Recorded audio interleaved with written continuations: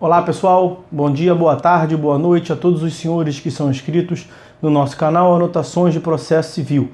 Se você ainda não é, eu sou o professor Arthur Vieira e depois que eu concluí o meu doutorado em Direito Processual, eu resolvi me dedicar a esses veículos de comunicação para que eu pudesse transmitir aos senhores conhecimento jurídico de qualidade e de forma gratuita. Aqui eu vou pontuar o meu e-mail de contato para que eventuais interessados possam estabelecer um contato mais direto. Inclusive, nós podemos eventualmente considerar a hipótese de publicar um artigo científico em conjunto, tá certo? Bom, gostaria de pontuar também com os senhores o nosso canal no YouTube. Se você ainda não é inscrito, basta clicar no ícone do livro que fica no canto inferior do vídeo para que você se inscreva. Sugiro também que você clique no ícone do sininho para que você possa ativar as notificações dos vídeos que são constantemente disponibilizados por aqui.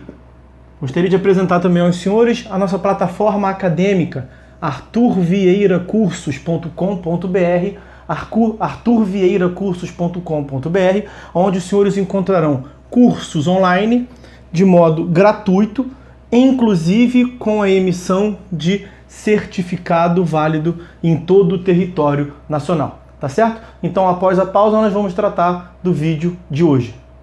Olá, meus amigos!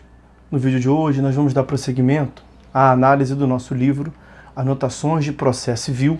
Nós estamos na quarta parte do livro, que é a última, que aborda a tutela jurisdicional executiva. No último vídeo, nós começamos a analisar os títulos executivos judiciais através da consideração a respeito do inciso 1º do artigo 515.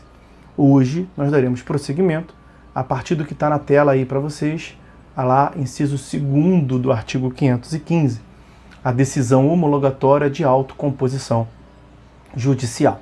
Aí eu trago uma passagem doutrinária, ao final eu vou indicar para vocês a referência bibliográfica completa. A autocomposição equivale à solução do litígio por impulso dos próprios litigantes. A doutrina diverge um pouco a respeito da abrangência do termo. Para alguns, pode-se dar por transação, conciliação, renúncia, reconhecimento em favor da parte ex-adversa, ou mesmo por meio de desistência. Para outros, importa tão somente a transação ou a conciliação. E aí a referência bibliográfica completa está aparecendo na tela agora aí para os senhores. Uma outra referência que eu trago é uma referência da jurisprudência, referência jurisprudencial, portanto. A transação judicial homologada pelo juiz é título executivo judicial.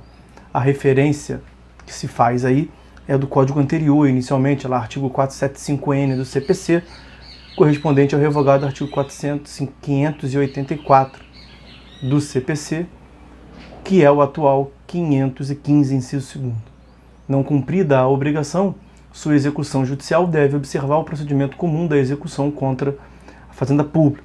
O julgado versava sobre um julgado da Fazenda Pública, mas se a parte inicial faz referência à decisão homologatória. E aí, está aí ao final a referência bibliográfica, a referência jurisprudencial também completa. Não há maiores considerações a fazer a respeito desse dispositivo. Inciso 3º do artigo 515 é título executivo judicial, a decisão homologatória de autocomposição extrajudicial de qualquer natureza. E aí, mais uma vez, eu trago também a colação aqui para os senhores, algumas passagens de sede doutrinária e também jurisprudencial. Vamos lá, primeira delas, aspas. A situação não configura propriamente uma novidade, porquanto o CPC de 73 já conferia a qualidade de título executivo judicial ao acordo extrajudicial homologado judicialmente. Antigo artigo 475-V. A ratio da norma permanece a mesma: estimular a solução amigável dos conflitos e contribuir com uma tutela jurisdicional mais célere e efetiva. Vale menção que o novo CPC positivou o que a jurisprudência e a doutrina já pregam, sob a égide do Código em vigor, esclarecendo que o procedimento a ser observado para a obtenção desta decisão homologatória é aquele reservado aos procedimentos de jurisdição voluntária. Artigo 725, inciso 8º do CPC. A referência bibliográfica está aparecendo na tela agora para os senhores. Também aqui embaixo uma referência jurisprudencial, como havia comentado. Aspas. A transação extrajudicial que tem por objeto direito litigioso afeta imediatamente a pretensão posta em juízo, independentemente de menção específica a respeito. Não sendo nula, a transação impõe juízo de procedência, com o reconhecimento do direito, nos termos como acordado entre as partes. Inciso 3º do artigo 269 do CPC, a referência que se faz aqui é o CPC de 73, mas isso não influencia. E nesses limites é que poderá ser cumprida incisos 3º e 5º do artigo 475-N do CPC de 73. Aí a referência completa do julgado está na tela também destacada para os senhores. Bom, voltemos à análise do livro. O inciso 8º do artigo 725 trata da hipótese em que a autocomposição extrajudicial não foi levada a juízo para se obter a referida homologação. Entende-se que a homologação por um juízo estatal confere maior credibilidade ao ajuste, sendo-lhe dedicado um procedimento executivo mais efetivo, que é o cumprimento de sentença. Inciso 4º. O formal e a certidão de partilha, exclusivamente em relação ao inventariante, aos herdeiros e aos sucessores a título singular ou universal, também são títulos executivos judiciais. Mais uma passagem doutrinária, aspas, o novo CPC repete o comando do CPC de 73, ao catalogar como título executivo judicial o formal ou a certidão de partilha, que em verdade nada mais são do que documentos representativos de transmissão de patrimônio do decujus em favor dos herdeiros. O formal e a certidão podem ser entendidos como expressões sinônimas. Nos termos do parágrafo único do artigo 655, o formal de partilha pode ser substituído por certidão, quando o quinhão hereditário a ser pago não exceder a 5 vezes o salário mínimo.